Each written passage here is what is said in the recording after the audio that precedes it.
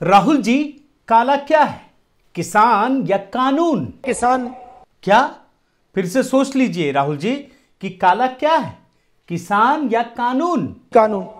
अरे एडिटर महोदय, ऐसा है, देखो ये जवाब कहीं लोग ये ना समझ ले कि हमने एडिट करके दिखा दिया, इसलिए पूरा बयान सुनाइए। फिर से मैं सवाल पूछता हूं, राहुल जी, काला क्या है, किसान या कानून? जो काले किसान के खिलाफ कानून आए थे, 3 कानून। अरे वाह राहुल जी, आप सही कह रहे हैं ना। देखिए फिर से मौका दे रहा हूं, आप सही सही बताइए, काला क्या है, किसान या कानून? पूरा बताइएगा। किसानों के खिलाफ 3 काले कानून बनाए गए। चलिए, आपने गलती सुधार ली, लेकिन एक बात बताइए, अब तो आपकी भारत जोड़ो यात्रा जम्मू कश्मीर पहुंच चुकी है और धूमधाम से पहुंची है यहां पर, तो सही सही बताइए कि ये जो रिपोर्टर हैं वो सही से काम कर रहे हैं कि नहीं? जो आप चाहते हैं वैसे ही काम कर रहे हैं ना? हमारे दिल में जो है, रिपोर्टर कह रहे हैं। अरे वाह, जो आप चाहते हैं वही रिपोर्टर भी काम कर रहे हैं। जो हमारे रिपोर्टर हैं, इन पर बीजेपी के लोगों ने,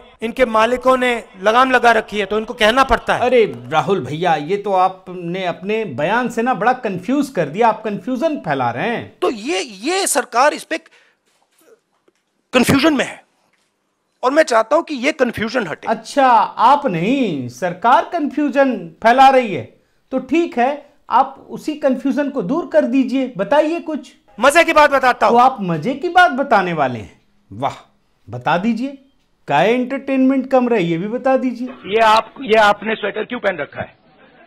नहीं, इसका कारण ये नहीं है। इसका कारण ये है कि आप सर्दी से डरते हो। इसका कारण नहीं है कि सर्दी है, आप सर्दी से डरते हो। मैं सर्दी से डरता नहीं हूं। अरे ये क्या राहुल भैया, आपने तो खुद ही के मजे ले लिए, और देखिए ना, जम्मू कश्मीर पहुंचते ही आप डर गए। आपने तो रेनकोट पहन लिया, और आप ही के शब्दों में अगर कहा जाए तो आप रेनकोट इसलिए पहने क्योंकि आप बारिश से डरते हो, यही तो आप वजह बता रहे थे ना। खैर छोड़िए, आपने तो खुद ही का मजाक उड़वा दिया।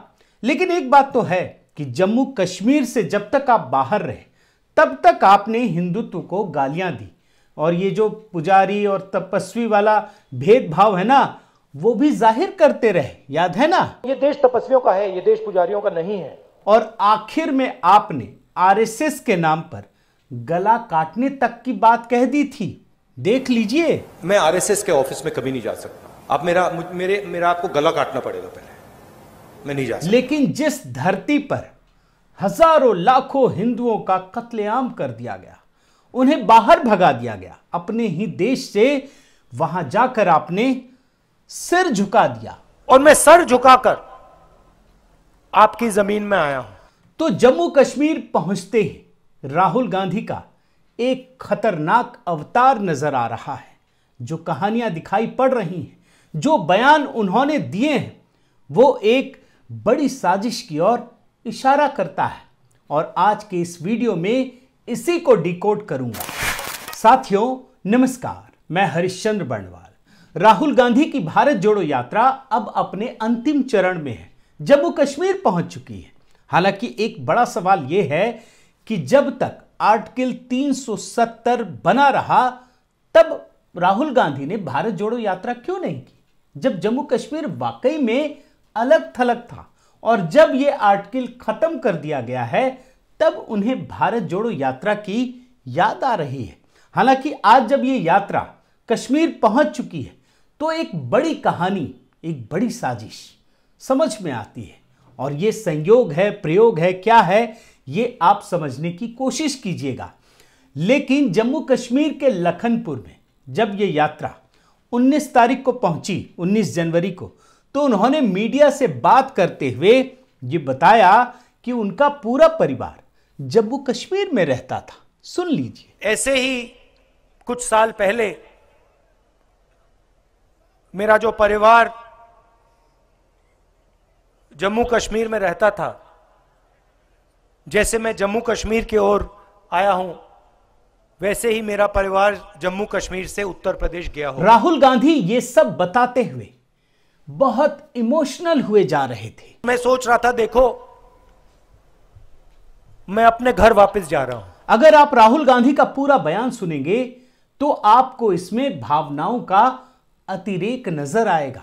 मैंने राहुल गांधी का इतना सारा भाषण, पूरा मतलब अगर भारत जोड़ो यात्रा में देखें तो बहुत सारे भाषण देखे, लेकिन किसी भी भाषण में इतनी भावनाएं नहीं दिखी, इतना उन्हें डूबा हुआ नहीं देखा जितना इसमें देखा है मैंने। जिस धरती से मेरा परिवार आया, उस धरती की ओर मैं वापस पैदल जा रहा हूं। और याद रखिए, जब से राहुल गांधी की भारत जोड़ो यात्रा शुरू हुई है, तब से सिर्फ और सिर्फ नफरत ही नजर आता है। हालांकि वो कहते कुछ और है, नफरत की दुकान में मोहब्बत की दुकान लगा रहे हैं, नफरत के बाजार में। लेकिन हकीकत यह है कि उनकी यात्रा तमिलनाडु से शुरू हुई तो वहां विवादित पादरी के जरिए हिंदू धर्म को गाली दिया गया। आगे पहुंची यात्रा केरल, महाराष्ट्र, तो वहां वीर सावरकर को गाली देते रहे, अलग अलग जगहों पर अलग अलग लोगों को गाली देते रहे और बीच बीच में पुजारी, तपस्वी का भ्रम पैदा करते रहे। लेकिन जैसे ही इनकी यात्रा कश्मीर पहुंची, सीधा जाकर सिर झुका लिया। देख लीजिए। और मैं सर झुकाकर आपकी जमीन में आया हूं। वैसे राहुल गांधी का यह दर्द वाजिब है, क्योंकि आर्टिकल 370 खत्म होने के बाद, याद कीजिए 3 साल का वक्त गुजर चुका है, तब वो श्रीनगर पहुंचे थे, याद है ना, बहुत सारे नेताओं के साथ।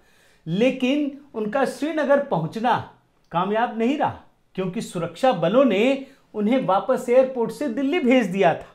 जाहिर है वो अपने जड़ की ओर वापस लौट रहे हैं, और वो खुद बताते भी हैं, सुन लीजिए। जब व्यक्ति जड़ की ओर जाता है, उसको सीखने को बहुत कुछ मिलता है। और हां, एक बात याद रखिएगा, जो देश का सबसे बड़ा राज्य है, जहां लोकसभा की सबसे अधिक सीटें हैं, आप समझ गए होंगे, उस उत्तर प्रदेश में राहुल गांधी की यात्रा सिर्फ 2 दिन के लिए थी। आप सोच लीजिए, सिर्फ 2 दिन के लिए। और जो राज्य राजनीतिक रूप से बहुत ही महत्वपूर्ण बना रहा इन दिनों, जहां पर चुनाव था, गुजरात, वहां पर तो ये यात्रा पहुंची ही नहीं। आप ये भी देख लीजिए। लेकिन जिस राज्य में कोई चुनाव नहीं है, वो राजनीतिक रूप से भी बिल्कुल निष्प्रभावी बन चुका है, क्योंकि वो पूर्ण राज्य भी नहीं है। वहां राहुल गांधी की यात्रा 9 दिनों तक रहने वाली है। यहां पर राहुल गांधी 9 दिन गुजारने वाले हैं। आप देख लीजिए। 9 दिन मैं यहां आपसे सीखने आया हूं, मैं आपको कुछ बताने नहीं आया हूं। जानते हैं क्यों? बहुत बड़ा रहस्य है, और इस रहस्य का खुलासा खुद राहुल गांधी ने कर दिया है। आप ये बयान सुनिए। मैं जानता हूं कि जम्मू कश्मीर के लोगों ने कितना दुख सहा है। मैं समझता हूं, सबको चोट लगी है, सबने दुख सहा है, सबने दुख देखा है। देख रहे हैं ना, जम्मू कश्मीर के लोगों ने कितना दुख सहा है, कितना दर्द सहा है, और राहुल गांधी को सब पता है। लेकिन आपको क्या लगता है वो किस दर्द की बात कर रहे हैं? उन हजारों लाखों हिंदुओं की बात कर रहे हैं क्या, जिन्हें कश्मीर से भगा दिया गया, उनके साथ अत्याचार हुआ, दुराचार हुआ, मार दिया गया? क्या राहुल गांधी उन लोगों की बात कर रहे हैं? अगर आप ये सोच रहे हैं तो आप बहुत बड़ी गलतफहमी में हैं। बिल्कुल भूल जाइए कि राहुल गांधी इन कश्मीरी पंडितों की बात कर रहे हैं, क्योंकि इस मामले में तो केरल कांग्रेस ने ही अपना रुख साफ कर दिया था जब कश्मीर फाइल्स फिल्म रिलीज हुई थी। और कश्मीरी पंडितों पर तो ये सबसे मतलब जो क्रेडिबल, विश्वसनीय फिल्म थी ना, फिल्म का भी विरोध किया। और क्या कहा था उस समय? फिल्म भूल जाइए, आप देखिए क्या कहा था। कश्मीर में पंडित तो 400 ही मरे थे, मुस्लिम 15,000 मरे थे, ये कहा था। राहुल गांधी ने खारिज नहीं किया इसको। कभी बयान सुना आपने कि उन्होंने खारिज कर दिया, ये गलत बात बोल दिया आपने? ऐसा कुछ नहीं कहा। हर चीज पर प्रेस कॉन्फ्रेंस करते हैं। कश्मीरी पंडितों पर बनी कश्मीर फाइल्स पर 2 शब्द नहीं कहा उन्होंने। और एक बात और याद रखिए, जब ये कश्मीर पहुंचे हैं ना, तो इन तथ्यों को समझना बहुत जरूरी है। और जो मैं बता रहा हूं वो बड़े ध्यान से सुनिएगा, तब आपको ये संयोग या प्रयोग नजर आएगा।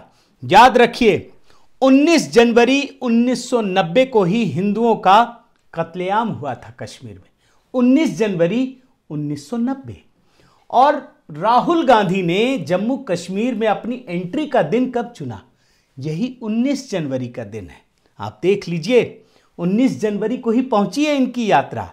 और आर्टिकल 370 हटने के बाद उन्हें भारत जोड़ो की याद नहीं आई। जब आर्टिकल 370 खत्म कर दिया गया तब उन्हें याद आई है। और 19 जनवरी को हिंदुओं के साथ दुराचार हुआ और 19 जनवरी को ही 370 हटने के बाद उन्हें कश्मीर की पीड़ा नजर आ रही है। कौन से कश्मीरी होंगे, आप समझ रहे हैं ना। अब ये संयोग है या प्रयोग, ये 19 जनवरी का, ये समझना बहुत जरूरी है। और इतना ही नहीं, 19 जनवरी को जब ये कांड हुआ था ना 1990 में, उससे ठीक एक दिन पहले जम्मू कश्मीर के मुख्यमंत्री थे फारूक अब्दुल्ला, और उन्होंने इस्तीफा दे दिया मुख्यमंत्री पद से और सीधा विदेश चले गए। यानी उनको पता था, और यह आरोप लगातार लगता रहा, उनको पता था कि अगले दिन जम्मू कश्मीर में क्या कुछ होने वाला है। लेकिन उन्होंने सारी चीजों को, सब कुछ छोड़ छाड़ कर वो विदेश भाग गए। और उसी फारूक अब्दुल्ला को जब कश्मीर पहुंचे ना राहुल गांधी, तो सबसे पहले उन्हें ही गले लगाया।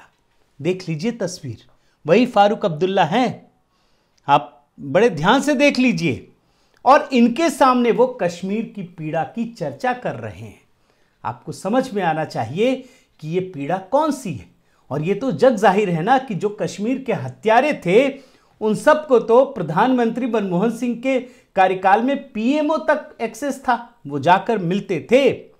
और जो और एक बात बताना जरूरी है कि ये फारूक अब्दुल्ला जो मुख्यमंत्री छोड़कर कुर्सी चले गए क्योंकि कत्लेआम उसके बाद होना था, उस मुख्यमंत्री ने, पूर्व मुख्यमंत्री ने राहुल गांधी की तुलना किससे कर दी? जो व्यक्ति पूरे देश में घूम घूम कर हिंदुत्व को गाली दे रहा है, उस व्यक्ति की तुलना शंकराचार्य से कर रहे हैं। आप देख लीजिए, फारूक अब्दुल्ला राहुल गांधी की तुलना शंकराचार्य से कर रहे हैं। यह हिंदू धर्म को सिर्फ और सिर्फ चिढ़ाने की कोशिश है। एक और क्रूर सच्चाई की ओर आपका ध्यान आकृष्ट करना चाहता हूं। राहुल गांधी पूरे देश में सनातन धर्म को लेकर लोगों को भ्रमित करते रहे, लेकिन जैसे ही जम्मू कश्मीर पहुंचे वो सेकुलरिज्म का खेल खेलने लगे और गंगा जमुनी जो तहजीब है ना उसकी याद दिलाने लगे। आप सुनिए ना ये बयान। मैं आपको बताना चाहता हूं कि चाहे आप किसी भी धर्म के हो, किसी भी जात के हो, गरीब हो, अमीर हो, बच्चे हो, बुजुर्ग हो, आप इस देश के हो। और इसके साथ ही एक और विचित्र बात आपको सुनाना चाहता हूं। आपको सुनकर जरा आश्चर्य होगा कि ये क्या कह रहे हैं राहुल गांधी। जब मैं कहता हूं ना कि राहुल गांधी मोदी और देश को एक ही तराजू पर तौलते हैं, उनको ये फर्क नजर नहीं आता पीएम का मतलब क्या होता है। वो जब लोगों को संबोधित कर रहे थे जम्मू कश्मीर में, तो सीधे देश पर आरोप लगाने लगे। आप सुनिए उनका ये बयान। और ये देश अपने युवाओं को झूठ बोल रहा है। मुझे लगा कि शायद राहुल गांधी अज्ञानतावश ऐसा बोल रहे हैं। उन्हें शायद, जैसे कई बार ह्यूमन एरर हो जाता है ना, कि बोलना कुछ और चाह रहे हैं, बोल कुछ और दिया। हो सकता है वो मोदी बोलना चाहते हो, आरएसएस बोलना चाहते हो, उन्होंने देश पर ही आरोप लगा दिया।